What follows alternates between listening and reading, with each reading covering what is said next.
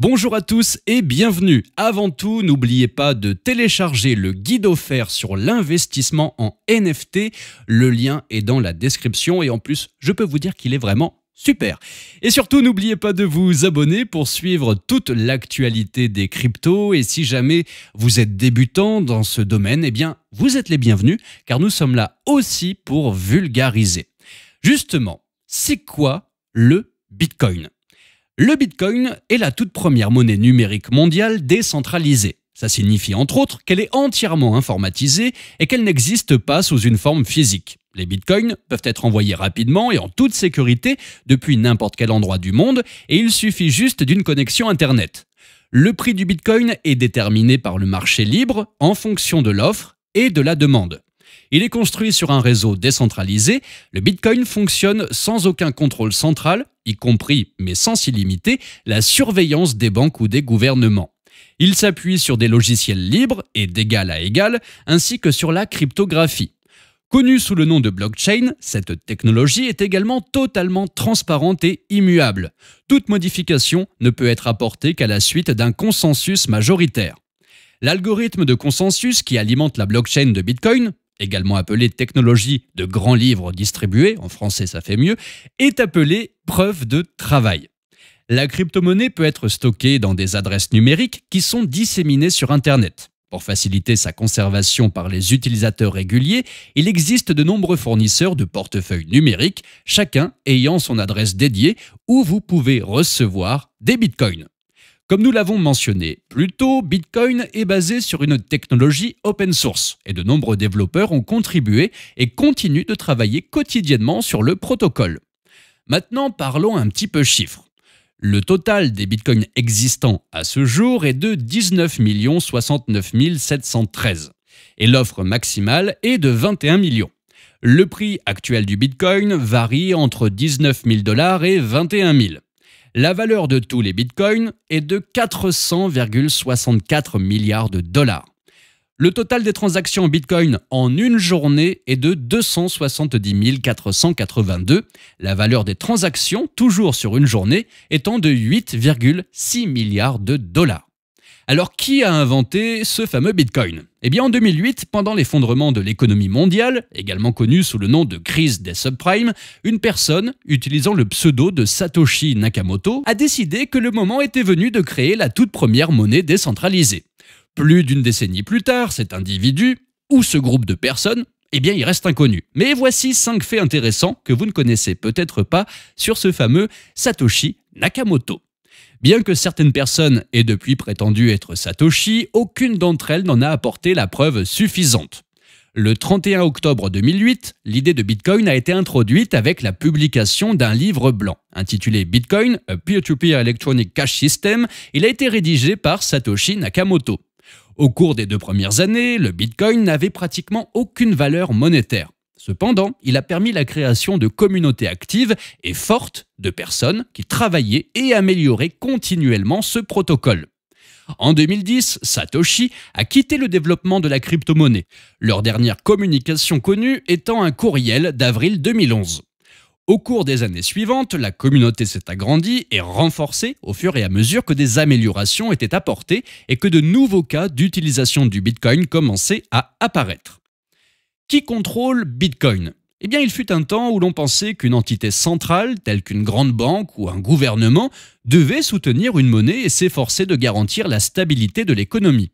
Il y a quelques décennies à peine, cependant, la debt economy, l'économie de la dette, a commencé à prendre forme, propulsée par une politique monétaire inefficace. C'est l'ère dans laquelle nous nous trouvons aujourd'hui, une ère où les banques centrales peuvent littéralement créer de la monnaie et imprimer de nouveaux billets à partir de rien, sans qu'ils soient soutenus par un actif tangible, comme l'or par exemple. Comme on l'a vu au cours des années de la pandémie mondiale de Covid vers 2020, l'impression excessive de monnaie par milliers de milliards, bien qu'étant une solution à court terme, crée des problèmes majeurs à long terme. En avril-mai 2022, l'indice des prix à la consommation pour tous les consommateurs urbains aux États-Unis, une mesure largement utilisée pour évaluer les niveaux d'inflation, a atteint 8,3%, le plus haut niveau depuis plus de 40 ans. Cela érode la valeur de la monnaie au fil du temps. Le Bitcoin, en revanche, nous donne un contrôle total.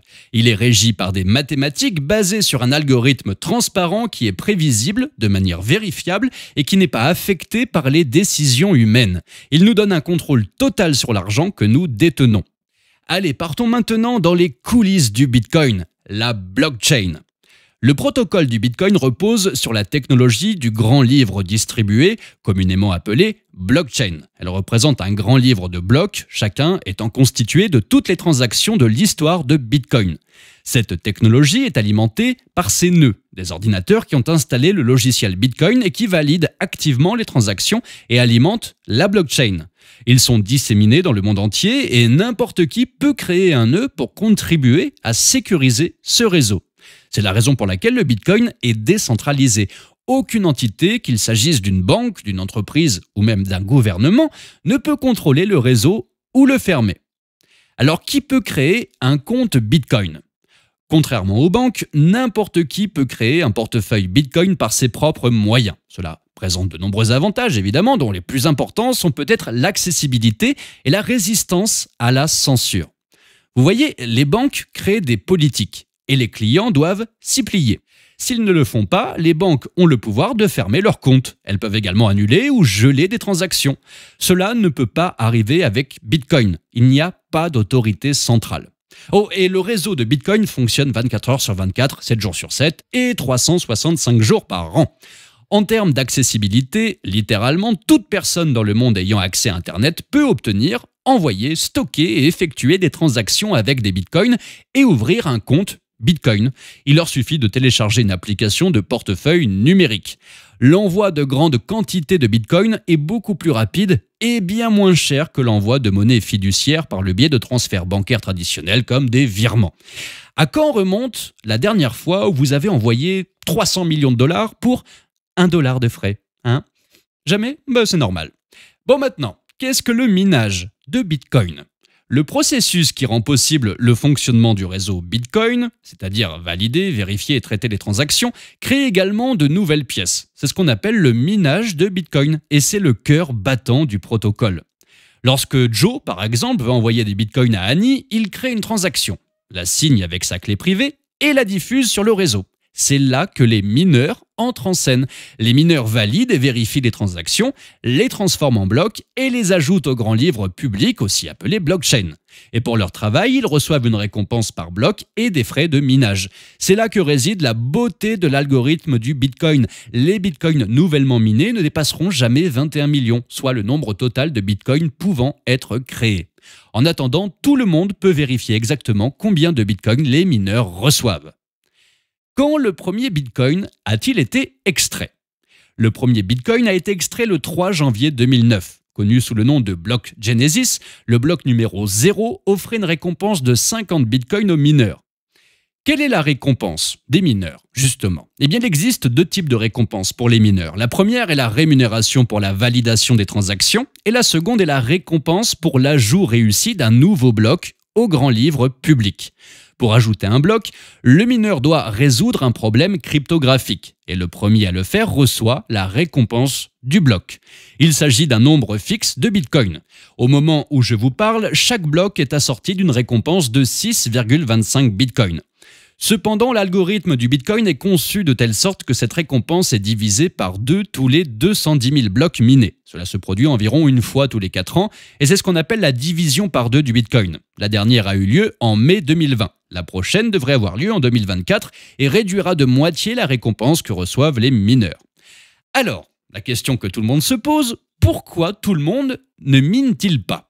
Eh bien, le minage est essentiellement un processus de résolution de problèmes cryptographiques, mathématiques, difficiles basés sur un algorithme de hachage et ce processus devient plus difficile en fonction du nombre de mineurs. Vous avez rien compris, c'est pour ça que c'est si compliqué. Mais dans les premières années de Bitcoin, un ordinateur personnel équipé d'un GPU ordinaire pouvait produire suffisamment d'électricité pour extraire des Bitcoins. Cependant, la concurrence s'est considérablement accrue depuis lors et ce sont les grandes entreprises qui étendent leurs opérations et investissent des millions dans des équipements qui exploitent les mines. Le minage de Bitcoin en vaut-il la peine de nos jours ? Eh bien, avec le matériel de minage professionnel, il est important de souligner qu'il n'y aura que 21 millions de pièces en circulation. Une fois ce nombre atteint, selon les estimations, quelque part en 2140, aucun nouveau Bitcoin ne sera créé et les mineurs ne seront rémunérés que par des frais. Comment acheter des Bitcoins? Le moyen le plus simple et le plus facile d'acheter des Bitcoins est de le faire en ligne par le biais d'un échange fiable ou d'un distributeur automatique de Bitcoin. Il y en a beaucoup dans le monde. La première bourse de crypto-monnaies en termes de volume et d'utilisateurs est Binance. Vous pouvez acheter des bitcoins avec une carte de crédit en tapant sur Google « Acheter des bitcoins », tout simplement. Comment et où stocker les bitcoins? Tout comme les pièces ordinaires sont stockées dans votre portefeuille, les bitcoins sont également stockés dans un portefeuille numérique dédié. Chacun possède son adresse numérique publique où les pièces peuvent être reçues. L'adresse est une chaîne de chiffres et de lettres, elle compte environ 30 caractères. La création d'un portefeuille est gratuite et il n'y a pas de limite quant au nombre de portefeuilles que vous pouvez avoir. Il existe plusieurs types de portefeuilles numériques qui se distinguent principalement par leur niveau de sécurité.